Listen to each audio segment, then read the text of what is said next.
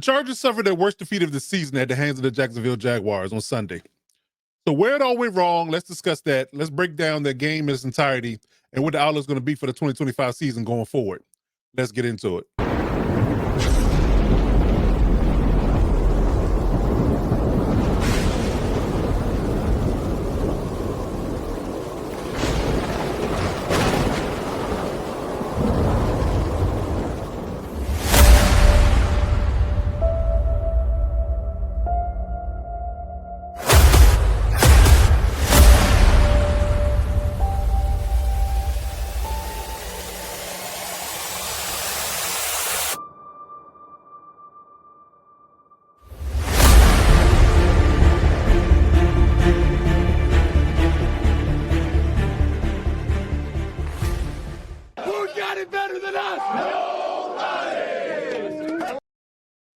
Well, apparently the Jacksonville Jaguars got it better than us because, they put the boost to us.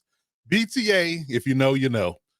The Chargers suffered a really heart-wrenching and gut-wrenching loss to the Jacksonville Jaguars on Sunday to the tune of 35-6. The Chargers didn't even score a touchdown in this game, and there's a lot to be said in how things turned very quickly for this team. Had high hopes going into this matchup, but like I said in the preview show, they had to fight complacency, and they did none of that. There's a lot of things that went wrong, and there's a lot of things that you can, dissect and why they got beat so badly. But let's start off with the actual recap in itself. We'll try to discuss why they crashed and burned in Jacksonville, why it seemed to be a recurring thing with this particular franchise with the Chargers. It's something about Trevor Lawrence and Justin Herbert dynamic. I don't know what it is, but we're gonna get into all of that and talk about exactly why the Chargers had a rough time and a rough go in Florida over the weekend. So, like I said, we're gonna start with the weekend review. We're gonna talk about exactly what happened in Week 11 against the Jacksonville Jaguars. Again, the team that have been struggling, they've been very up and down throughout the season. They have their struggles. They seem to get signature wins against good teams, and they play bad against the bad teams. So maybe it's just the fact they looked at the Chargers as a good team, and they decided they wanted to play on Sunday. I don't know, but they came out inspired, and the Chargers did not. So, real quick, as we talk about the stats within itself, like I said, a 35-6 game. Chargers got 2 field goals early. They got nothing but touchdowns, and it was a rout. I mean, just put it plain. It was a rout. They're now 6-4. We're 7-4, 3-2. From a home and away perspective, they're 4-2 from a home and away perspective. So, yeah, man, it's very very ugly, very ugly. I left a lot of Chargers fans, up in arms and really irate in how they just came out flat and just didn't seem like they wanted to be there. That was for all intents and purposes. So, it was a shellacking.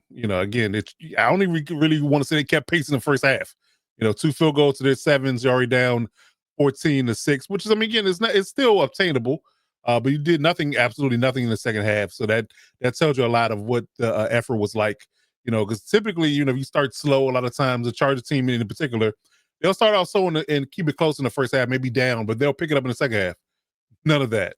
This particular rendition of this particular matchup in Week 11. So, again, the Jaguars did what they wanted, today and all days of what they had to do in this matchup. They did it all. They did everything they wanted to do, and the Chargers put up little to no resistance. But regardless to the actual team stats, it's really lopsided, real Jaguars-esque. They had 30 first downs to our 8, 11 rushing first downs.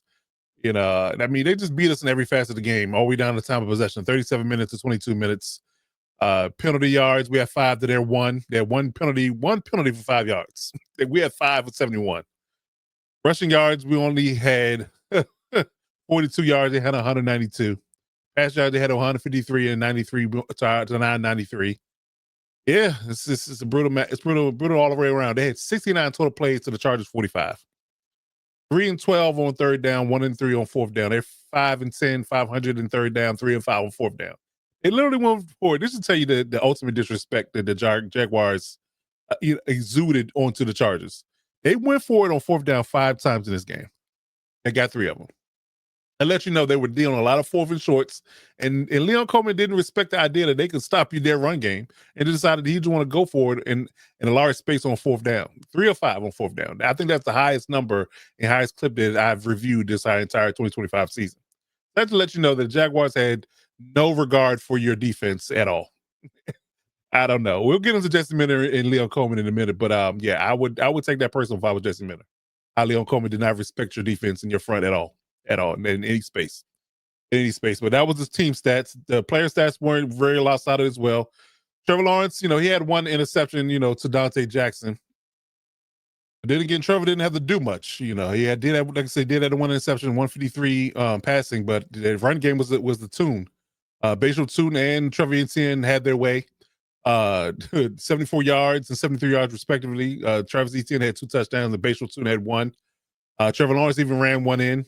So yeah, 4 touchdowns on the ground. I mean, again, that should tell you a lot of what happened and how they just dominated the front in the trenches on both sides of the football. Not as much as he be gleamed or be respected on the Chargers side, not a whole lot in the run game at all. Kamani Vidal only had 5 carries for 13 yards. Justin Herbert had 3 carries for 21 yards. He only had 81 yards passing, 1 pick, 2 sacks. Yeah, it's just ugly game all around. I mean, it's probably the worst game I've seen the Chargers play under the Harbaugh regime. I think it is. I mean, I don't think we have to even argue or debate that. Yeah, it's pretty bad. I mean, this is Brandon Staley-esque in effort. And you have to call into question of what the team's mindset was going into this game. And I'll get into Harbaugh and that whole facet of the attitude towards the team, and how at certain times, certain spaces, they still kind of fall back into that old Chargers mentality. He hadn't quite galvanized them to, completely alleviate that and let that particular aspect or mindset go. But yeah, it's rough. It's a rough slate to look at these stats. I mean, like I said, it wasn't a whole lot of flashy yards for anybody outside of the running backs for the Jacksonville Jaguars, but it didn't have to do much, and then he put up 35 points to the Chargers 6. So there you have it. But and getting to the what went wrong, and I'll start by talking about what I talked about in the preview show, what the keys to victory were. And when I tell you that every key to victory that I listed, they did not do, and they let the Jaguars ultimately do, outside of fighting the complacency. And that's the biggest one. I said fight the complacency, do not let this team come in, gain some momentum, and allow for them to be able to, build confidence to the point where they feel like they can play with you and or beat you. And they definitely gave that away from the first play. They definitely came in complacent, lethargic, dare I say, uninspired in a sense. So they definitely didn't fight the complacency at all. They didn't get back to the basics in the interior running game. They didn't run the ball well at all. They got pushed around on the O-line and D-line side of the ball. They didn't win the time of possession battle, rushing battle, turnover battle, or penalty battle. They lost all of those. He didn't limit the run game for the Jaguars either. And Leon Coleman is a savant when it comes to that. And they didn't limit that at all. They let him run all over him. They didn't pressure Trevor Lawrence at all either. And they didn't make him feel uncomfortable. So guess what? Every key that I leaned on that said it was going to win this game, they did not check any of those boxes. Not one. That tells you right there that they were going to lose this game. They lost it really bad. But getting to what the actual what went wrong in a whole entire sense. There's 3 things that I want to bring up in regards to what I feel like was the issue, and it's something that needs to be talked about and fixed. You can't have these lapses. I mean, with this tight race in the AFC, especially in the AFC West, the Broncos and the Chiefs just had a matchup. The Broncos prevailed. They've got a chokehold on the division at this point. The Chiefs are kind of floundering. You have to seize the moment when you can. You have to win the games you're supposed to win. And again, with the Jaguars having such turmoil and lack of consistency, you need to take advantage of it, and they didn't. So what was the reasons? What went wrong? Where did it go wrong? Some people can, point to the idea of fatigue. They were playing 11 straight games without a break. Had a couple of little mini buys here with the different primetime matchups, but hadn't had a week off yet. The bye week came late, which is this coming week. So it could have been a fatigue factor, the travel factor. The Chargers were the most traveled team in the whole entire league up to this point. They traveled the most, traveled to Brazil, the East Coast a few times. It's the Midwest. It's been a lot of travel for the Chargers. So fatigue could have been a factor.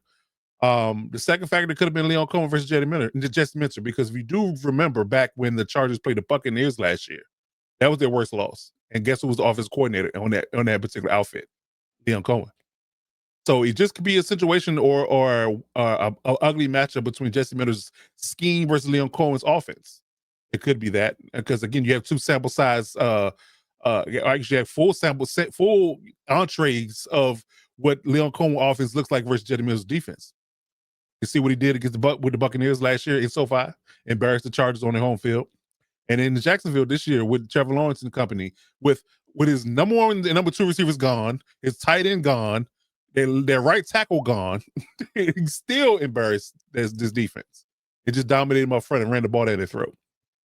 So it really could just be one of those things where Leon Coleman just is a really bad matchup for Jesse Miller. And one of those things where you may be a better team, top to bottom, but if you just a bad matchup for that offensive coordinator, he knows the intricacies of how to beat you. It's just a bad matchup. So it could be one of those things where he just absolutely positively knows how to, chip away at your defense and get the best out of his offense. And it just could be one of those things. And then again, bottom line was the complacency. You came in thinking you should win. You can't. You are just going to walk over the team potentially, and you just came out flat, and you never got it going. Because on top of the idea that they ran the ball and the offense did what they wanted to do, they had everything going for them. The Chargers put up no resistance, and the offense looked out of sync. The defense looked terrible. The offense looked out of sync, which is a bad outing altogether. And again, if you want to contend and want to be a playoff team, you just can't have that. Just can't have that. And again, I expected more from a Harbaugh-led team because again, these type of eggs that they lay in the past from a Charger perspective came with the older regimes and it's older coaches that didn't get the most out of the team and can't ward off these bad outings. Good coaches ward off these bad outings. You don't see, like, prime example, look at Sean McVay in the opposite side of the building in LA.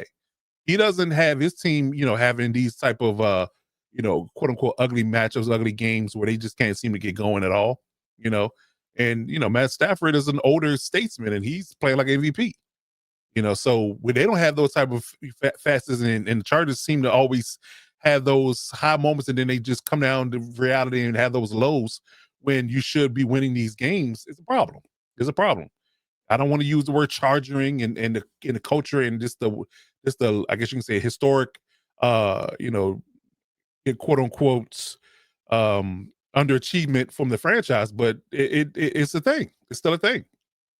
Harbaugh's team can't seem to quite coach it out of the entirety of the franchise, because half of this roster is is under his doing, and half the roster isn't. Your elder statesmen like a Keenan Allen, even Justin Herbert for in aspects, Khalil Mack, Derwin James. Those guys are holdovers. They're not new, so they are still at the forefront and the biggest leaders on this team, and they are maybe they just the ones he hadn't really got to the point where he can coach that disbelief out of them. So but yeah, I won't beat the dead horse when it comes down to coaching, but it's a concern of mine that I'm not sure that Harbaugh has gotten to the point where he's really ejected charging out of the building. That's been the biggest thing and the biggest knock, and why people really went hard on the idea that they wanted him to have a good culture setting coach. They wanted the Spanos family to have a good coaching setting coach just because they wanted to be able to coach the charging and the negativity and the disbelief out of the building. And I'm not sure he quite done it yet. It just hadn't evicted it completely. A lot of times he has, but in certain facets, in the most key crucial moments, he hasn't. So just keep that under your hats, keep that in your pocket to see, if that can change going forward. But that's a thing. Getting complacent on the road when you have a game that could solidify your place, because I think there was a 90% chance that they would make the playoffs if they won this game. Now it's back down to like 70 or lower. So you gotta see these moments and win these games, man. I think that's the bottom line. So, I say all that to say I think that holistically, all three of these things probably played a factor. I think fatigue is the thing. I think they finally need to get to the point where they need to rest and get this week off and recharge. Leon Coleman is a big problem for Jesse Miller, and just you didn't fight the complacency and get it out of your head and just get into the point where you don't allow yourself to succumb to the idea that you are supposed to do things and you don't. So we'll see how things flow, man. But yeah, I definitely believe that that's a lot of what we're wrong here. But getting to the injury report real quick, not a whole lot of newness here. I mean, hell, you didn't play well enough to get injured in certain facets, right? wasn't on the field much. So wasn't a whole lot of new injuries, just healthy scratches and things of that nature. Marion Hampton still on dealing with his ankle, but out the boot, practice on the side. Hopefully by the end of the bye week, on to the next game, they are confident, fingers crossed, that he will return. We'll keep an eye on that. Hassan Haskins still on the IR, 2 more weeks at least. Will Dissler was a healthy scratch for this game. Yeah, I'm not sure. I think they're just going with the whole idea of Tucker Fisk and Gaskins and Balog at tight end. Don't really want to use him in certain facets. Tony Jefferson with a hamstring, he did not play. Kyle Kennard did not play. Still kind of leery about what his injury is, but he's been either a healthy scratch or just a DNP because of injury. Bobby Hart didn't play. Neither did KLS Kendra Lambert Smith with a hamstring. So, but yeah, those are injuries so far, and we'll keep an eye on that as the week progresses throughout the bye. Beginning to the upcoming schedule, man. And let me know in the comments how you feel about these particular matchups going forward. But like I said, we did have the bye week. We got that coming up, so we have the time to recharge and do things. And have some some reflection and retrospective moments to say that how can things be corrected going forward, because this schedule is not easy. The Raiders, they have their own woes, and I think that they always play the Chargers tough. Let's just be honest. So that game's not going to be a give me either. So that's another issue that you're going to have in that fighting complacency coming out the bye week. So you got to beat the Raiders and the Eagles, who offense doesn't really scare a whole lot of people, but they do have a really tough defense. So that's going to be another interesting matchup on I believe the Monday night. Then you got the Chiefs at Arrowhead, 1:00. Who knows what state they're going to be in at this particular moment in time. But they're fighting, they're clawing, trying to stay in the playoff race. Dallas, they're fighting. They're on the outside looking in as well. So that's another match that's going to be tough. And their defense is looking better with their acquisitions with Quentin Williams and those guys. So that's a problem. Houston Texans defense, no matter what the offense looks like and who's going to play quarterback, is going to be tough. So you got to deal with that. And the Broncos, obviously, the Broncos are the cream of the crop right now. Second in the AFC. So you got to deal with that the last game of the season. So whether they, only thing you probably be saving grace in that is that they might be resting starters. So that's the only thing you probably can glean from that. But you got to take care of business before that. You got to take care of business before then. I would like to say that, you have to get all these games, but you got to get, at least probably 80% of them, to solidify your place in the playoffs. And we'll see how things roll from there. But holistically, overall, we're going to talk about throughout the week about, what is the things that you can fix, what you think you can't fix. What's the outlook and what things need to change going forward. We'll get into that all this week. We'll do videos throughout the week in regards to how the Chargers going to fare after the bye. But yeah, I mean, overall, man, I think that the Chargers got to do a lot of soul searching. Do their best with from what they can glean from the offensive line. Trevor Penning was a disaster. Like I said, I mean, I'm not going to keep the whole "I told you so" mantra in place, but I didn't expect much and we didn't get much. In all honesty, he even got benched throughout the game, so that should tell you all you need to know in the left tackle area for him. He might be more of a guard, but outside of that, I mean, got to do what you got to do as far as getting the best unit out there possible to protect Herbert. And I say that with a grain of salt because I don't think they can do a good job at this point protecting him. Is one of those things I'm going to talk about being unfixable, but yeah, I mean, a lot of things gotta fall into place for the Chargers to make a run here. But we'll get into all that. But like I said, it's going to be a uphill climb. And the Chargers have to really come back down to earth and really get hungry again and play like that greedy team that played on Sunday night against the Steelers, because that's the type of effort and play and execution you're going to need going forward to be able to compete in this AFC. So we'll see how things flow, man. But if you're looking for the Lecture Shop podcast in any fast in any space, we're on YouTube, Twitter, Instagram, TikTok, Facebook, even Gmail. Subscribe to any of those avenues and channels. Please hit the subscribe button on the YouTube channel as well. We appreciate that. Like I said, we'll be back throughout the week for videos covering everything that's from a cleanup perspective, let you know how the Chargers should fare in the bye week and what they need to be working on. We'll get to that, but let me know in the comments how you feel about the loss. What do you think the Chargers need to work on? What can be fixed? What can not? And like I said, check us out all week. We drop content each and every day at 3:00 right here on YouTube. But as always, man, you got to remember to do one thing and one thing well. You got to remember to boat up.